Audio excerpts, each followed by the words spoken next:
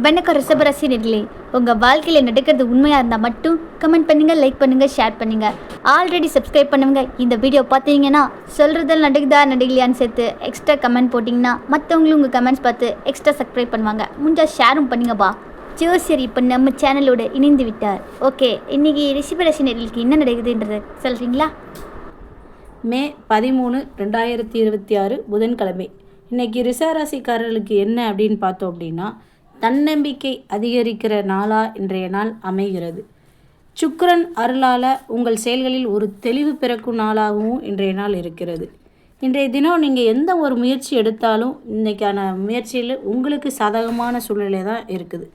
நீண்ட நாட்களாக தள்ளி போன காரியங்கள் எல்லாமே இன்றைக்கி கைகூடும் நாளாக இன்று உள்ளது. நண்பர்கள் மற்றும் உறவினர்களின் ஆதரவு மனதிற்கு மகிழ்ச்சி தரும். புதிய சொத்துக்கள் அல்லது வாகனங்கள் வாங்கும் எண்ணம் நிறைவேற தொடங்கும் நாளாக இன்றைய நாள் உள்ளது. ஆரோக்கியம் அதை பற்றி சொல்லுங்கள். எங்கள் ஹெல்த்தை தான் நாங்கள் கவனிக்கவே மாட்டோம். அடுத்தவங்க ஹெல்ப்பை தான் நாங்கள் பார்ப்போம். அடுத்தவங்களோட ஹெல்த்தை தான் நாங்கள் பார்ப்போம். ஆரோக்கியத்தை பொறுத்த வரைக்கும் உங்களுக்கு இன்றைக்கி கொஞ்சம் முன்னெச்சரிக்கை தேவைப்படுற நாளாக தான் இருக்குது.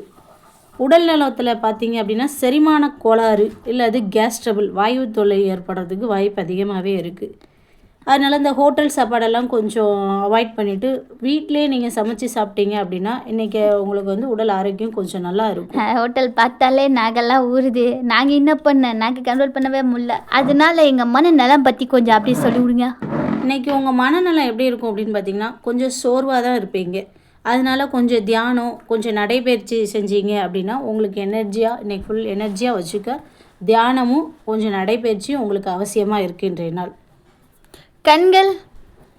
கண்கள்னால் கணினியில் வேலை பார்ப்பதாக இருந்தீங்க அப்படின்னா உங்களுடைய கண்களுக்கு போதிய இடைவெளி கொடுத்து கொஞ்சம் ஓய்வு எடுத்து வேலை பாருங்கள். அவ்வளோதான். சவர் இருந்த சித்திரம் வரலாம் சொல்லுவாங்க. இப்போ உடம்பெல்லாம் சொல்லியாச்சு. அதுக்கப்புறம் தொழில், அதுதானே முக்கியம்.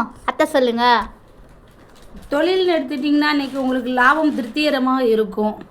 புதிய முதலீடுகளை பெரியவர்களின் ஆலோசனையின்றி செய்கிறத கொஞ்சம் தவிர்த்துக்கோங்க. கண்டிப்பாக உங்கள் பெரியவங்க ஆலோசனையோடு எந்த ஒரு வேலை செஞ்சாலும் கரெக்ட் செஞ்சீங்க அப்படின்னா உங்களுக்கு வரவு அதிகமாக இருக்கும். எதிர்பாராத பண வரவு உண்டாகும். சேமிப்பு உயரக்கூடிய நாளாக அமையும். அப்படின்னா அம்மா அப்பா பேச்சு கேட்டு செய்யணும், அப்படி தானே? கண்டிப்பாக பெரியவங்க அம்மாவாக இருந்தாலும் சரி, உங்கள் கார்டியன்ஸாக இருந்தாலும் சரி, பெரியவங்களோட உதவி தான் உங்கள் பொருளாதாரத்தை முன்னேற்றக்கூடிய நாளாக இருக்குது. என் குடும்பத்தை பற்றி அப்படியே சொன்னீங்கன்னா நல்லா இருக்கும். அதே மாதிரி என் அன்பான காதலி, கணவன் மனைவியிடையே ஒற்றுமை பலப்படும். பிள்ளைகளோட வழியில் உங்களுக்கு சுப செய்தி சேரும் நாளாக இருக்குது. காதலர்களாக இருந்தீங்க அப்படின்னா அவங்களுக்கு ஒரு இன்றைய நாள் இனிமையான நாளாக தான் அமையும்.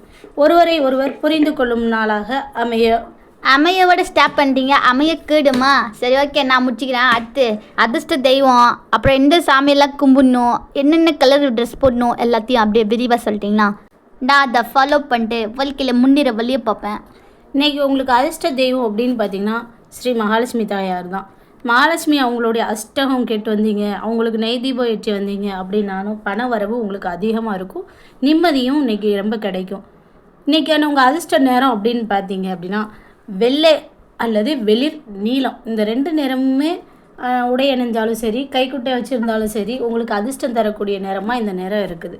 அது மட்டும் இல்லாமல் பசுவுக்கு அகத்திக்கீரை, பழங்கள் இதெல்லாம் கொடுத்து வந்தீங்க அப்படின்னா உங்கள் ராசிக்கு ரொம்பவே நன்மையை சேர்க்கும் நாளாக இருக்குது. மறந்துடாமல் பசுவுக்கு அகத்திக்கீரையும் பழங்களும் கொடுத்து வாங்க.